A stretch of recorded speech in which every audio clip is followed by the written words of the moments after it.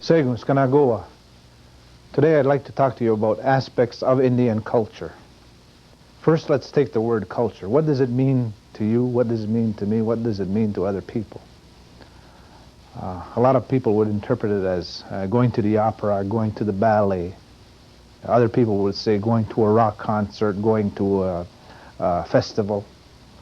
Other people would say, well, it's an application of a program initiated by the people. And my interpretation, at least the interpretation of a lot of other people, native people across the country, is that culture is the application of a way of life. And there is no distinction between one part of it and the other part of it. It's something that continues. Although, through many unfortunate experiences, our people have been forced to stop cultural activity, continue cultural activity, make a short pause in the application of a program of cultural activity. And this is done by some interpretation of government or anthropologists or archaeologists which try to influence a certain type of culture on certain of our peoples. You see many even writers who say, well, this is the way an Algonquin does things. This is the way a Micmac does things. I think that the only people who can tell the way they do things are the people themselves, and that's the way I feel about myself. So let's go into this aspect of culture and how it affects our relationship, the native people and the non-Indian people. As I said, the government tried to restrict the culture of our people. And ourselves, we always wanted to maintain it. But what do we believe our culture to be? Our culture, we believe, comes from our existence with the land. So it's a flow of a person living on the land, the activity that is taking place between that person and that land. It develops into a way of life, and which is interpreted as being culture. So when we talk about what Indians are trying to preserve, there is a lot of need to consider our cultural development. Prior to 1955, it was restricted for us to behave as ordinary people. And I say that because we were Indian people. The law stated that in order to do anything that was of serious nature, we had to get the permission of the government. As I mentioned before, to become educated, you lost your status. To become educated, you had to ask the permission of the government. To sell something from the reserve, you had to ask permission of the government. Ceremonies, both social and religious and spiritual, were forbidden because the government didn't want us to preserve our culture, I believe. The interaction between Indians was forbidden. I was not allowed to meet people from Ganesadage or from Aguizasne. The interaction between my people and other people across the country was forbidden. I wasn't allowed to meet with them. Of course, this was not enforced up to 1955, but prior to 1941, 42, this was really enforced. And in some areas in western part of the country where there were Indians that were active, this restriction was enforced. They were not allowed to have their ceremonies, social and spiritual. We in this area, for instance, our people who practiced these ceremonies hid in the bushes, built their ceremonial sites in the forests, and hid and practiced them and continued to practice them. And I think an important evidence of this culture is that to be an Amerindian, to be a Mohawk, or to be a Cayuga, or to be a Cree, or to be an Algonquin, is not solely by the language you speak, not by the color of your skin, but by your philosophies and ideologies. And I think a lot of people will confuse that. And I don't say this facetiously but it's important to say, just because a person is dark and has long braids does not mean that he practices Indian culture.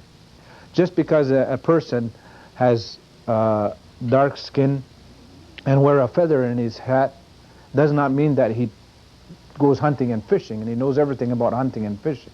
So it's important to realize this. The important thing that preserves us is the practice and application of this cultural activity, which is specifically Indian. So if we take that, we follow our customs and our traditions, and then we apply them in modern times, and which we can still do, contrary to what we are told. We are told that to be Indian, you can't be modern.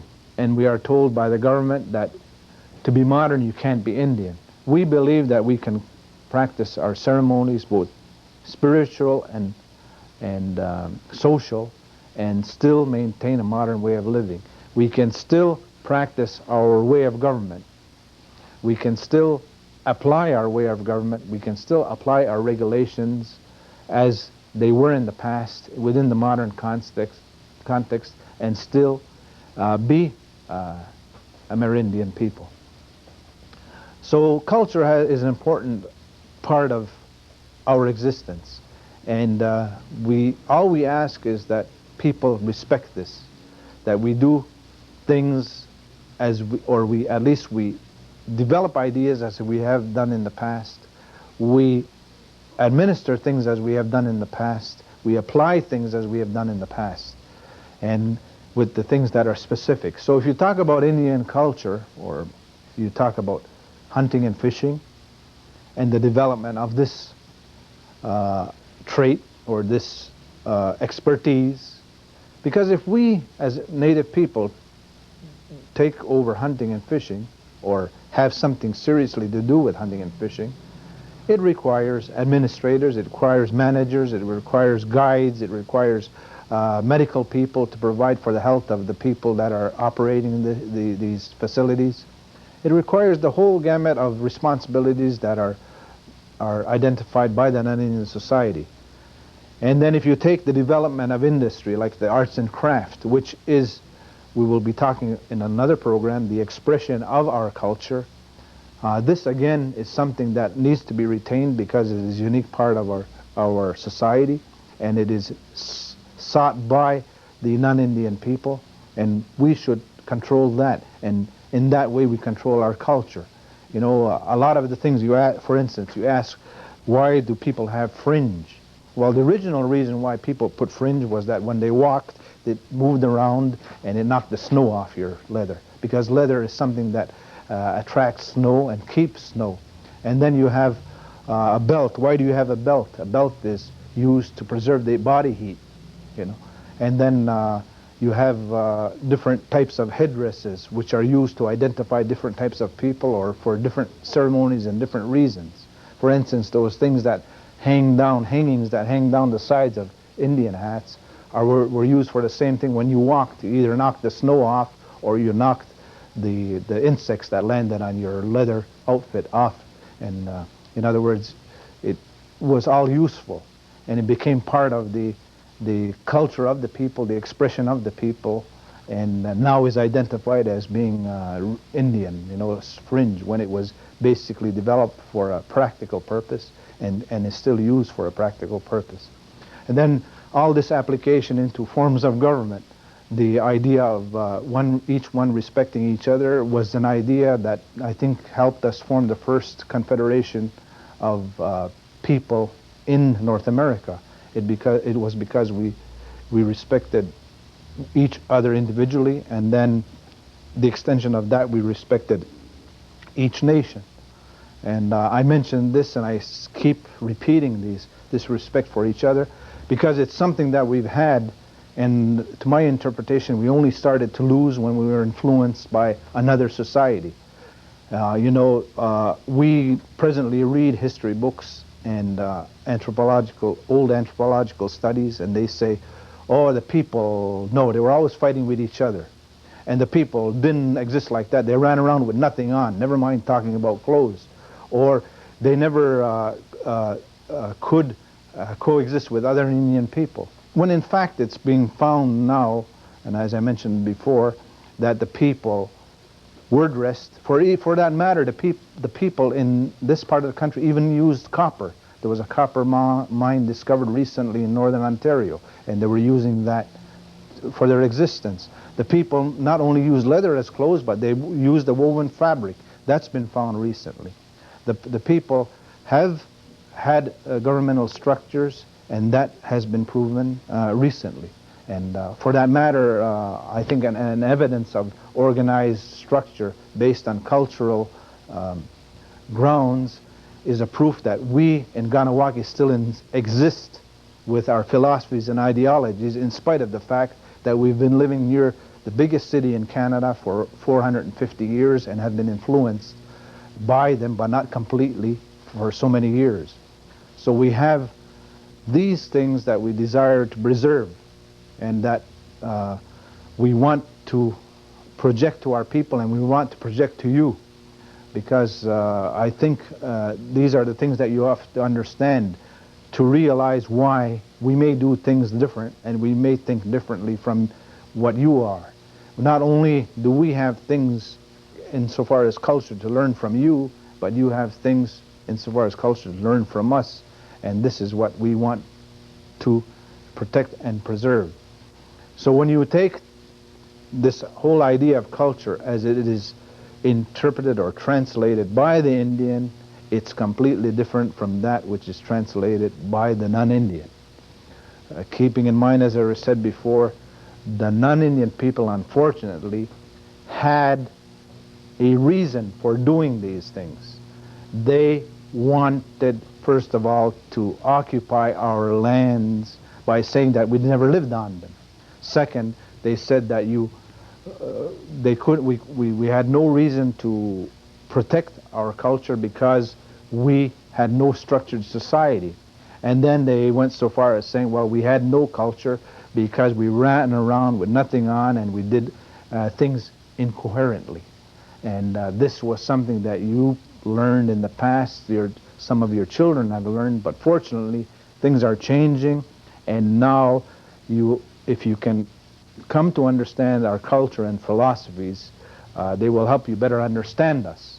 The other unfortunate thing that's happening is some of our own younger people are rejecting or forgetting their cultural identity, their cultural development, because of the influences from the outside. And this is something that we have to correct for ourselves. Otherwise, we will become extinct as not only a person, but also as a nation and as a group of people who have a lot to offer to the development of a society or cultural society in this area. I think your people and your governments are looking for a cultural society to develop. For that matter, from evidence of recently, they jumped from one thing to another. And I think in getting together, we could develop a real identity of a cultural society for the future.